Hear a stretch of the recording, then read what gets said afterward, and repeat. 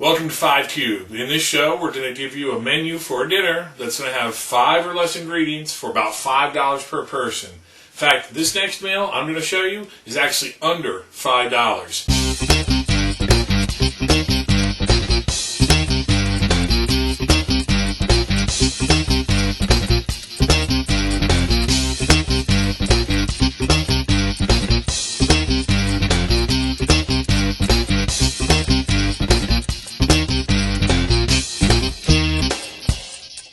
Okay, today what we're going to be working on is what I call my meatloaf cheese roll.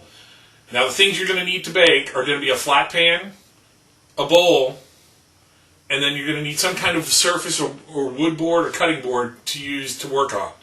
Okay, it's a really simple meal. These are the ingredients that you're going to need. You're going to need either ground beef, ground turkey, or ground chicken, whichever you like and whichever you like to use. I'm going to use ground turkey today. You're also going to need some kind of marinara sauce, provolone, breadcrumbs. Okay, I'm going to take my ground turkey out of the pack, add it into a bowl, and then take my breadcrumbs, add that in. Probably want to do about a cup and a half of breadcrumbs. Mix it in really good, get your fingers in there, grind it up. Okay, once you've got it out flat, you put a little bit of a base of our breadcrumbs back over it just to kind of make sure. I use it to flip it over to and put some little bit on the top there too. What we're going to do is we're going to add our cheese. Now, I am using provolone cheese today. So I'm just going to add that down the center of our roll. Then what I'm going to do is take my marinara sauce. I'm not going to use a lot inside because I'm going to use a little bit of at the end. So what I'm just going to do is kind of coat the inside. Then what we're going to do is we're going to try to roll this. Now, what I use is a spatula just to kind of help me out to get this item rolled. Now, it's going to fall apart and break apart, but the faster you do it, the better chance you got it to get done. Okay, once you've got it onto our cooking pan, as I said, we need a flat pan.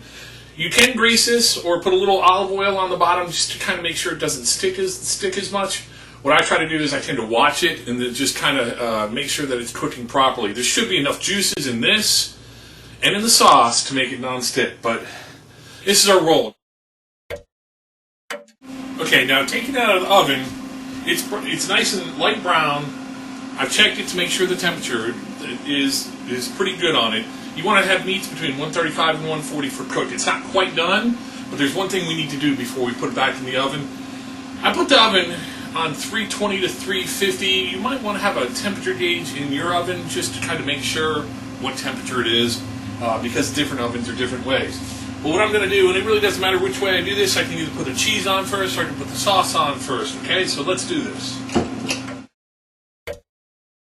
Okay, as you can see, I started already coating the meatloaf with a little bit of sauce. I want to make sure I cover the sauce enough that it's going to stay nice and juicy, but I don't want to put too much on. And then what I'm going to do for the last touch is that I'm just going to place some cheese on top of this to get some good cheesy flavorness.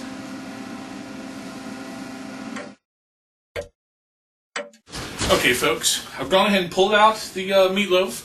It's nice and golden on the top. You see a little crustiness. I like it to be a little bit crisp, as you can see. And, well, we're going to go ahead and plate this up and start eating up.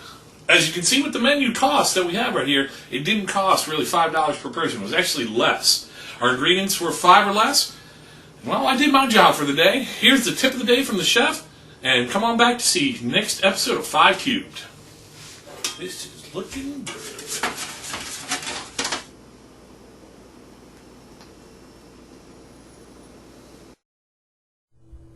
Hey, this is Chef Dave with the tip of the day. Today we will learn 2 ways to check temperatures of cooked meat. First, we can use the palm method. Open your hand and gently poke the area right below your thumb. This is what medium well to well done meat feels like. Now poke between your thumb and forefinger. This is pretty much what medium cooked meat feels like. Of course, you can always use a meat thermometer. The temp for cooked beef should be at least 140 degrees. Turkey and chicken should be right around 165. So that's the tip of the day. Come back and watch us next time. Watch our other shows from Meth Club at our website.